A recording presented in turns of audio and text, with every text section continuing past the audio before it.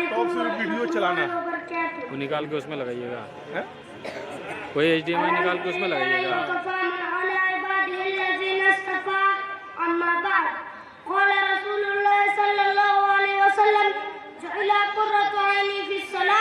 Stage पर जलवा फरमा उलमा इकराम और सामईन, मैं आपके सामने नमाज के मौजू पर मुख्तसर इज़हार ख्याल करना चाहता हूँ।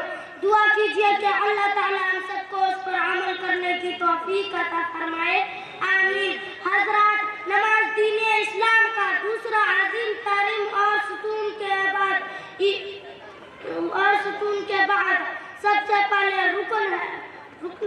नमाज सबसे बड़ी इबादत है। जिसकी जिंदगी में नमाज है उसकी जिंदगी में बरकत है, इज्जत है और हाथों सुकून है। नमाज इतनी अजीम शय है कि अल्लाह ताला ने इस्लाम में सारे अहकाम ज़मीन अता फरमाए, लेकिन जब नमाज की बारी आई तो हक़ ताला ने अपने महबूब हज़रत मोहम्मद सल्लल्लाहु अलैहि वसल्लम को शब-ए मेराज में आसमान पर बुलाकर अता फरमाया।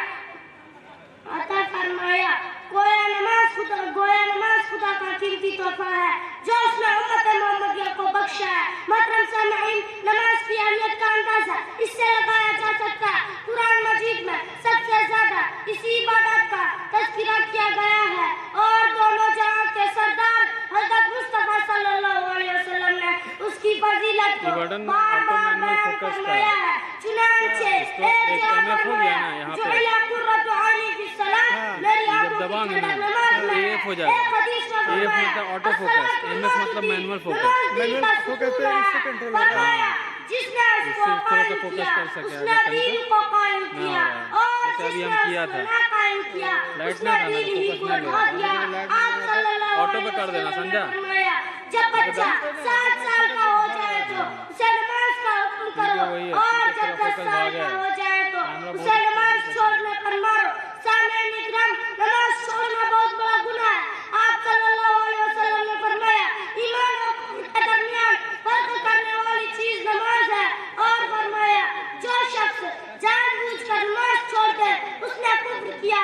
इसका मतलब हो सकता है नमाज छोड़ने वालों का मौत के वक्त कलमा नसीब ना हो और कुफ्र पर मौत आ जाए, नऊज़ बिल्लाह। मेरे भाइयों, ये नमाज जिस तरह दुनिया में इज्जत का जरिया है, इस तरह आखिरत में ये अहले ईमान की पहचान होगी। नमाज के वास्ते वजू करने वालों का वह तमाम हिस्सा जो वजू में धोया जाता है उन पर नूर चमक रहा होगा। फिर जबकि नफ्सी नफ्सी का आलम होगा।